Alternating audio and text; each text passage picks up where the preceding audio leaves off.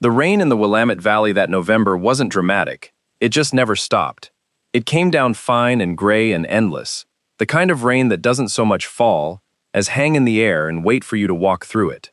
Behind the Wagon Wheel Diner, on a side street in a small town called Talbot Falls, there was a blue plastic barrel bolted to a wooden pallet, and every night around closing, someone would haul the fryer basket out, tip the day's spent oil through a funnel, and the barrel would gulp it down with a sound like a bathtub drain. Nobody thought about that barrel. It was just there, dark and reeking faintly of fish and fries, until a truck came twice a month and took it away. Iris Vaughn thought about that barrel exactly as much as anyone else did, which is to say not at all. For the first 4 months she worked at the Wagon Wheel. She was 26, with dark hair that spent most of its life knotted on top of her head with a pencil or a bobby pin or, on one memorable Tuesday, a fork, and she had the particular dry, unbothered look of someone who has already had the worst thing happen and is waiting to see what's next. The worst thing, in her case, had been a sous chef job at a small, ambitious restaurant in Portland that closed with 2 weeks' notice and 4 months of back pay she never saw. She'd moved back into her childhood bedroom in Talbot Falls with a stand mixer, a knife roll, and roughly $400, and she'd taken a job flipping eggs and pouring coffee at the diner, where she'd worked summers in high school, owned by a man named Sal Marchetti, who hollered at the grill like it owed him money, and tipped out his staff in cash out of an old cigar box. Her parents, Gordon and Deborah Vaughn, were kind about it, in the specific way parents are kind about it when their 26-year-old moves home. Gordon mostly stayed quiet and fixed things around the house that didn't need fixing. Deborah asked, roughly every third day, whether Iris had thought about maybe reaching out to that Marcus from the restaurant, just to see, and Iris had gotten very good at changing the subject. It was Chet Dunmore, actually, a diner regular in his 60s who occupied the third stool from the register with the loyalty of a barnacle, who planted the seed, though he would never take credit for it, and Iris would never give it to him on purpose. "You know what that stuff's worth?" he said one morning, nodding at Sal hauling the oil bucket out back. "Used to work with a guy, hauled restaurant grease for a living, called it yellow grease, boiled it down, ran it into diesel engines, made real money off garbage nobody wanted." Iris didn't think much of it at the time. But that night, unable to sleep, scrolling on her phone in the dark like everyone does when they should be asleep, she found herself down a strange corner of the internet, soap-making forums, and there, in a decade-old thread from a user named Suds and Science, she found the sentence that would rearrange her whole life. Soap, at the most basic chemical level, is just fat and lye. That's it. Fat plus sodium hydroxide, in the right ratio, produces a reaction called saponification, which turns the fat into soap and glycerin. Any fat will do it. Tallow, olive oil, coconut oil, or, apparently, used fryer oil. She sat up in bed. Somewhere behind the diner, gallons of exactly that were being poured into a barrel every single night, for free, so that a man could pay another man to come take it away. "That's insane," she said out loud, to no one, at 1 in the morning. That's actual free soap. She was broke, she was proud, and she had just spent 4 months watching a business die around her, because nobody had noticed the obvious thing until it was too late. She was not going to let that happen twice. The next morning she asked Sal if she could take some of the old oil home. Sal Marchetti was a barrel-chested man of 58 who had run the Wagon Wheel for 22 years and treated the diner's grease barrel with the same affection he had for his gout. He looked at her like she'd asked to take home the dumpster. "You want the oil? The old oil? The stuff I pay a guy to take away? That's the beauty of it, Sal. It smells like a boot. It's going to smell like lavender, eventually, just not yet." He shrugged in the way of a man who has decided arguing costs, more than a few gallons of used grease, and told her to take whatever she wanted, as long as she didn't leave the jugs in his walk-in. Chet, overhearing all of this from his stool, grinned into his coffee. "Grease Empire's expanding," he said. "You gonna cut me in?" "Only if you invest," Iris said. $2 gets you a seat on the board. I'll take my $2 in pie." That became the shape of their mornings from then on. Chet ribbing her about her grease empire over eggs, Iris handing it back without missing a beat, the two of them settling into the kind of rhythm that regular customers and tired waitresses fall into everywhere. The first batch, made in her parents' garage on a card table with a thrift store stockpot, was a disaster in a very specific and instructive way. She'd taken the oil straight from the barrel, dark, cloudy, full of the day's sediment, figuring she'd sort it out later.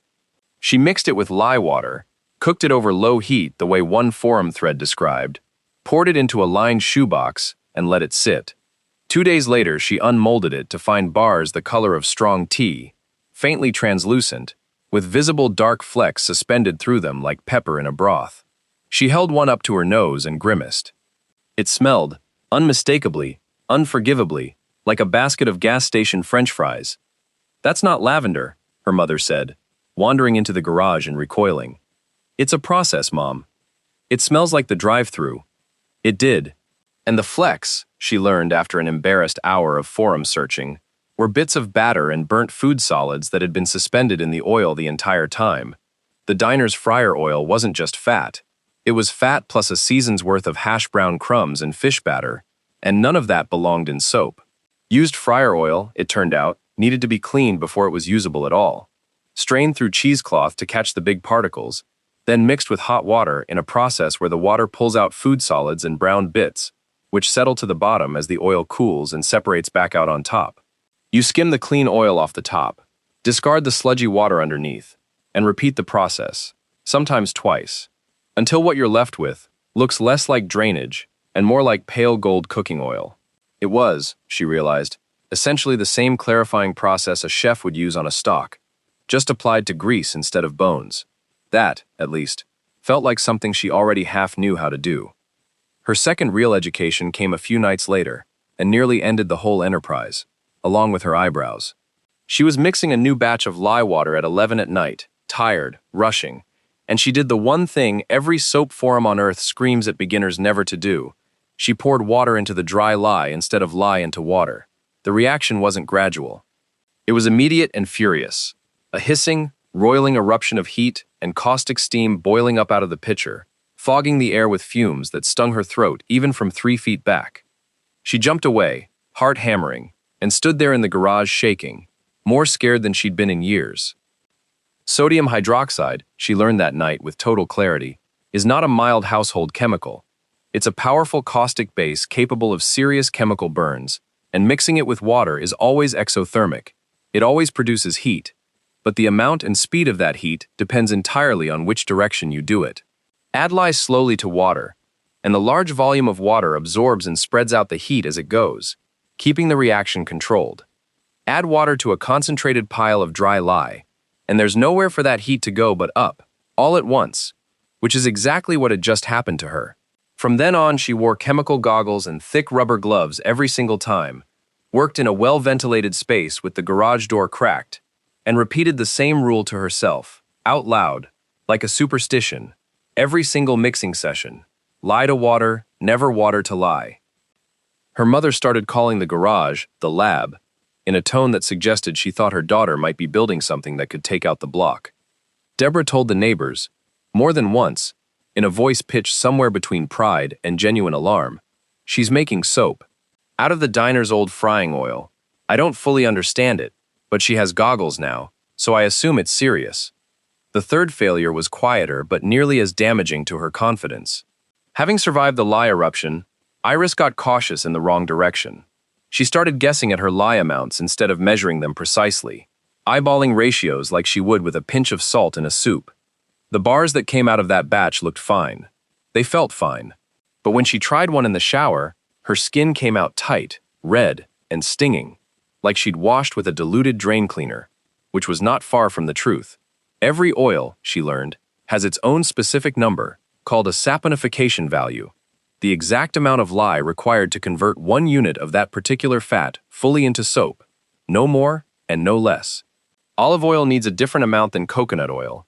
Used fryer oil, being a blend of whatever vegetable oils the diner had been frying in, needed its own calculated number too. Guess too low on lye, and the soap stays greasy and soft. Guess too high, and there's leftover caustic lye still sitting in the finished bar, which is exactly what had scorched her skin. The fix was a tool called a lye calculator, a piece of software soap makers plug their exact oil weights into to get the precise lye amount for that batch. And on top of that precise number, responsible soap makers subtract a small percentage of lye on purpose, leaving a little extra unreacted fat in the finished bar. That intentional excess is called superfatting. usually 5 to 8%, and it's what guarantees there's no free lye left in a cured bar, while also leaving the soap a little more moisturizing. She started running every single batch through a calculator before touching the stove, and never had a lye burn complaint again. The fourth lesson cost her a small stack of bars and a friendship with patience. Broke and eager to see actual money, she tried to sell a batch after letting it sit only a week, figuring soap was soap once it was hard enough to hold. It wasn't. Cold processed soap, the method she was using, where you mix room temperature-ish oils and lye water and let the chemical reaction do the rest without added heat, needs 4 to 6 weeks of curing time after it's unmolded and cut. During that time, two things happen.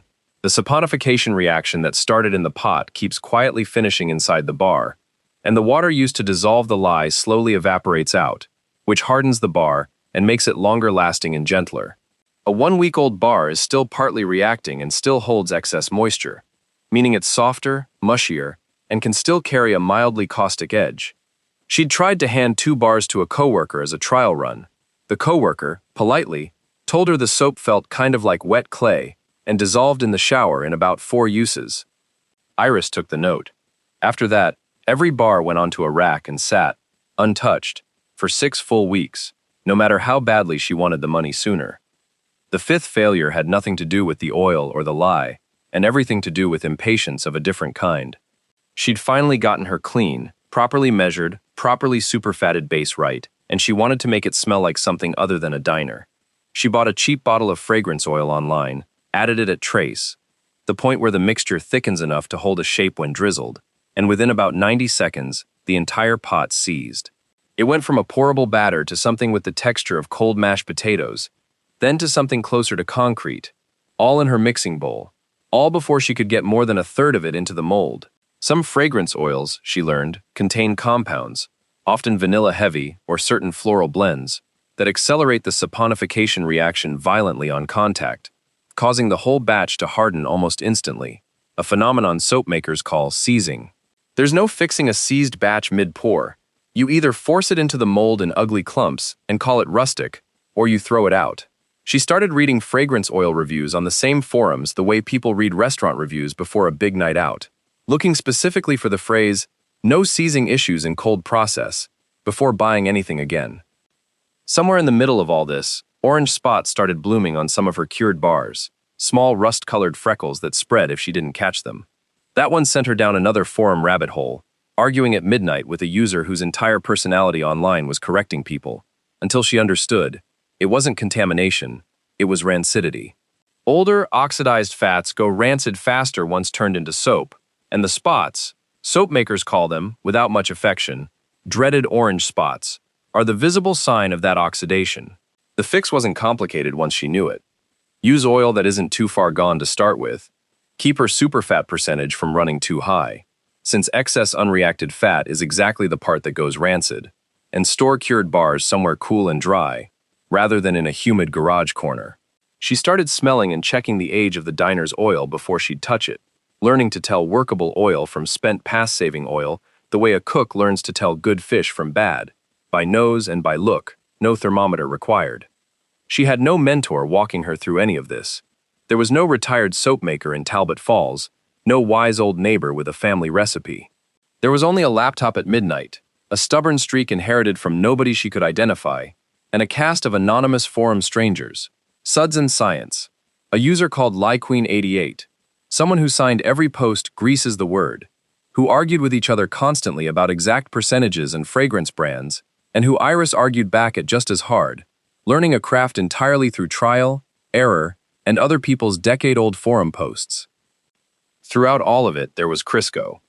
Crisco was the family cat, a smug, barrel-shaped orange tom that Gordon had named, over Iris's strenuous objection, made loudly and often, to no effect, after the shortening can on the pantry shelf, which he apparently resembled in both color and girth. Crisco had exactly one professional interest in the soap operation, and it was not the chemistry. It was the curing racks. Iris had built simple wooden shelves in the garage to hold bars while they cured for their 6 weeks, and Crisco treated every fresh batch as though it had been placed there for his personal amusement. He would leap up, survey the ranks of neatly lined bars with the seriousness of a general reviewing troops, and then, with total deliberation, extend one paw, and push a single bar off the edge. He never swatted the whole row. Just one bar, one paw, watched it fall, and then generally lay down on the warmest one left. The ones nearest the garage's one heat vent were, apparently, prime real estate, and went to sleep, purring through the fumes of curing lavender oat soap like it was the finest bed in the house. Iris lost count of how many nights she came out to find one lonely bar knocked clean across the concrete floor, while Crisco snored on top of the rest. "You," she told him, more than once, "are a terrible business partner." Crisco, unbothered, kept doing it for years. The bars that finally worked were, honestly, lovely.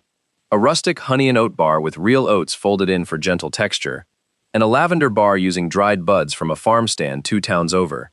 Both a soft ivory tan color from the clean, saponified diner oil, nothing like the greasy brown mess of that first batch. They smelled like a bath shop, not a fry cook's apron. Deborah, who had spent months narrating the whole venture to the neighbors with an air of gentle concern. "She's out in the garage with goggles again, we just let her be."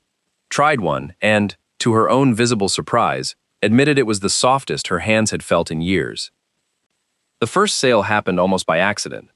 Margot Lindquist ran a little zero-waste refill shop in town called the Fill Station, the kind of place with bulk bins of oats and laundry soap you pumped into your own jars, and Iris brought her a basket of bars mostly hoping for advice, not a deal. Margot turned one over in her hands, asked where the oil came from, and when Iris told her, straight from the diner's fryer, rescued before the rendering truck could take it, Margot's eyebrows went up. "You're telling me this is made out of garbage?" "Rescued," Iris said. "Garbage is a state of mind." Margot took a dozen bars on consignment, mostly, she admitted later, because she loved the story more than she was sure about the product. They sold out in 4 days. She asked for 4 dozen more. From there, it moved the way these things sometimes do, in small, real steps that only look sudden from a distance. Someone who bought a bar posted about it online. The woman in Talbot Falls making soap out of restaurant grease nobody wanted. And the post did the thing posts do when they hit exactly the right nerve, catching people's appetite for a good waste-to-value story. Orders started arriving through a website Iris had thrown together in one sleepless night, ugly and functional, with a product photo taken on her mother's kitchen table. She went from shipping 4 orders a week to 40. She hired her first part-time help, a high schooler named Priya, who came in after classes to cut and label cured bars, and then a second, an out-of-work mill worker named Denny, who turned out to have a genuine talent for cutting clean, even bars with a wire cutter, something Iris herself was mediocre at. Then came the call that should have been the best day of the whole operation. Trent Ballard, a regional buyer for Evergreen & Co., a chain of eco-goods stores scattered across the Pacific Northwest, had seen the same viral post everyone else had, tried a bar, and wanted to talk numbers. He offered a standing wholesale order across a dozen store locations, the kind of order that would have, overnight, turned Iris's garage operation into an actual company. It was exactly then that the whole thing nearly came apart, and for a reason Iris had never once considered. Sal called her into the diner's back office one slow Tuesday afternoon, looking uncomfortable in a way she'd never seen on him. "Fella came by today," Sal said. "Reg Coyle, from Cascade Grease and Rendering, says I'm under contract." Iris blinked. "Under contract for what?" "It's garbage oil, Sal." "That's the thing," Sal said. "Apparently it isn't." Reg Coyle turned out to be a mild, unhurried man in his 50s, who drove a route across 3 counties collecting used cooking oil from restaurants, and he explained it to Iris himself, not unkindly, leaning against his truck in the diner's back lot, while rain misted down around them both. "It's called yellow grease," he said. "Once it's used and collected, it gets refined down into biodiesel. There's a real market for it. Refiners pay for volume, and in exchange we handle the pickup and disposal for the restaurant for free. Sometimes even pay them a little per gallon if the volume's big enough." Sal's under a standing collection agreement. He can't just hand his barrels off to somebody else, especially not at the kind of volume you're asking for now. "I'm not trying to be a pain about it. It's just how the contract works." It landed like a bucket of cold water. The volume Iris needed to fill Trent Ballard's order was many times what she'd been quietly hauling home in jugs for the past year, and one diner, it turned out, was never going to cover it anyway, even without Cascade's contract standing in the way. She had the biggest order of her life sitting in her inbox and, suddenly, no reliable way to make the soap to fill it. She spent 2 bad days feeling sorry for herself, and then she started actually asking the question that mattered, which was why Cascade even bothered coming by the diner and not, say, the little fish and chips van that parked near the football field on Fridays. The answer, once she thought about it, was obvious. Grease haulers run routes built around volume. It isn't worth their fuel and their labor to detour for a 5-gallon bucket. The wagon wheel produced enough oil in a busy month to be worth a contract. But Talbot Falls was full of small operations that fried food and produced oil nobody wanted to collect. A fish and chips van, 3 separate food trucks that parked around town on different days, 2 small cafes, a donut shop that went through fryer oil fast but not fast enough for Cascade's route, and even the elementary school cafeteria, which fried maybe twice a week and currently just paid a disposal fee to get rid of a few gallons at a time. Iris started making calls and knocking on service windows, offering exactly what Cascade offered the big places, minus the money. She'd take their spent oil off their hands for free. No fee, no barrel rental. She'd even supply the containers. To business owners used to paying to get rid of the stuff, free pickup was an easy yes. Within 6 weeks, she had 12 small kitchens on what she started calling, half joking, her rescue route. A loop she or Denny drove twice a week in an aging pickup, picking up 5-gallon buckets from back doors all over town. It solved the supply problem and, almost by accident, made the whole brand better. Rescued oil from one diner was a nice story. Rescued oil from 12 local kitchens, keeping around 300 gallons a month out of the waste stream, was a much better one, and Iris put exactly that on every label, with all 12 kitchens named. The wagon wheel first, then the fish and chips van, the food trucks, the cafes, the donut shop, the school. Customers loved seeing their own town's businesses listed on a soap wrapper. Some of the smaller kitchens started telling customers about it themselves, unprompted, proud to be part of it. She filled Trent Ballard's order, and then some. Evergreen & Co. expanded the initial placement to 18 stores within the year. The fill station carried a full line, not just a basket by the register. Iris rented a small warehouse space outside town, cheap, formerly a tractor parts supplier, and built out an actual cure room, rows and rows of open wooden racks holding thousands of bars at any given time, humming with a dehumidifier instead of relying on a garage's one heat vent. She hired Priya on full-time after graduation, and brought on a third person, a woman named Fern, who'd done small-batch candle work and took over fragrance sourcing, testing every new scent for seizing before it ever touched a full batch. Reg Coyle, it turned out, wasn't an obstacle for long. He came by the diner one morning a year or so later, saw the operation had grown into something real, and told Iris, with what looked almost like respect, that he'd never once had a root account get outmaneuvered by 12 5-gallon buckets before. He tipped his cap at her over the counter, genuinely amused, and Sal poured him a coffee on the house. Sal, for his part, had come around completely. He started saving the diner's own barrel specifically for her, no longer routed anywhere near Cascade at all since the diner's volume, once Iris factored it into her broader supply, mattered more to her than the biodiesel contract offered him, and the numbers worked out better for him too.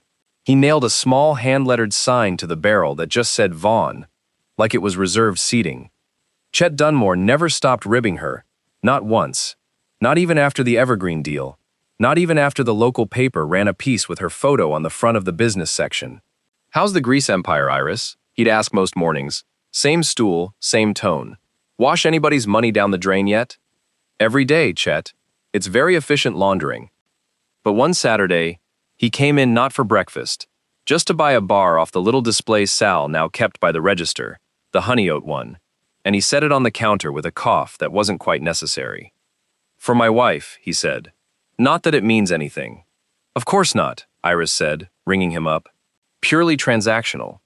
Deborah, who had once described the entire enterprise to the neighbors as something to be quietly worried about, now brought it up to those same neighbors unprompted, at every possible opportunity, with a pride so complete she seemed to have forgotten she'd ever doubted it. "My daughter's soap is in 18 stores now," she'd say, apropos of almost nothing, at the mailbox, at church, at the grocery store. "It's made from restaurant grease, rescued grease, they call it. She has a whole room of it curing, thousands of bars. And in the middle of all that growth, the warehouse, the wholesale accounts, the 12 kitchens on the route, the thousands of bars quietly finishing their 6 weeks on open racks, Crisco remained entirely unimpressed by the scale of the operation. He'd found his way into the new cure room within a week of the move, surveyed the taller, wider, far more numerous racks with the same flat, proprietary look he'd always had, and reached out one deliberate paw to knock a single fully cured lavender bar off the shelf and onto the concrete, where it landed with a soft, satisfying thud, exactly as it always had, exactly as if none of it, the viral post, the wholesale deal, the 12 rescued kitchens, the 18 stores, had ever happened at all. If somebody around you has been calling something worthless for years, go take a closer look. And if you liked this one, hit subscribe and tell us in the comments about the thing everyone near you swore was garbage that turned out to be worth a fortune.